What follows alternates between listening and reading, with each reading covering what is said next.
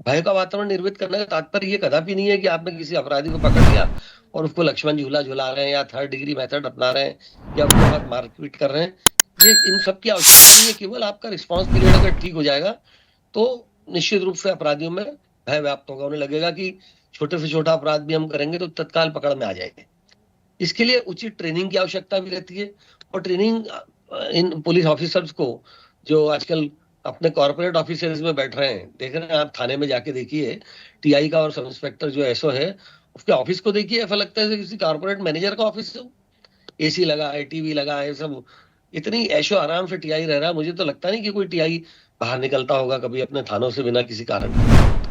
Combing गश्त patrolling खत्म हो गई। कभी कोई रात्रि में कोई कॉम्बिंग गश्त के बारे में सुन नहीं सकते आप। ट्रैफिक की बड़ी दुर्दशा चल रही है, भारी ट्रैफिक जैम रहता है, कोई किसी को कोई चिंता ही नहीं है इस बात की। नया जो कानून है बीएनएफ है उसमें तो बहुत महत्वपूर्ण प्रावधान है।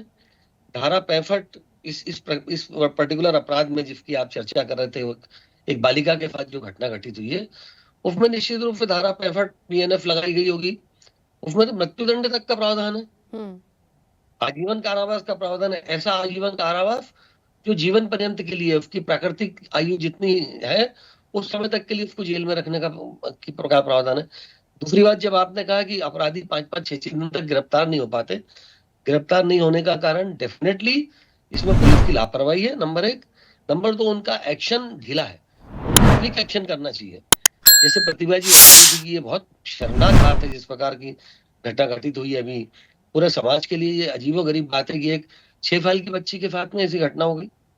और दूसरा, अगर आप मान लीजिए ये घटना घटित भी हो गई, हर जगह पुलिस उपस्थित नहीं रह सकती, ये बात भी सही है, तो क्विक एक्शन होना चाहिए। आप एसपी को हटा देंगे, थानेदार को हटा देंगे, टीआई को निलंबित कर देंगे, वो ठीक है।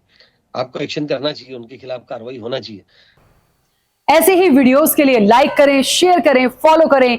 यूट्यूब पर जाकर सब्सक्राइब कर बेल आइकन दबाना ना भूलें और ताजा अपडेट्स के लिए स्वदेशलाइव.com पर जरूर जाएं।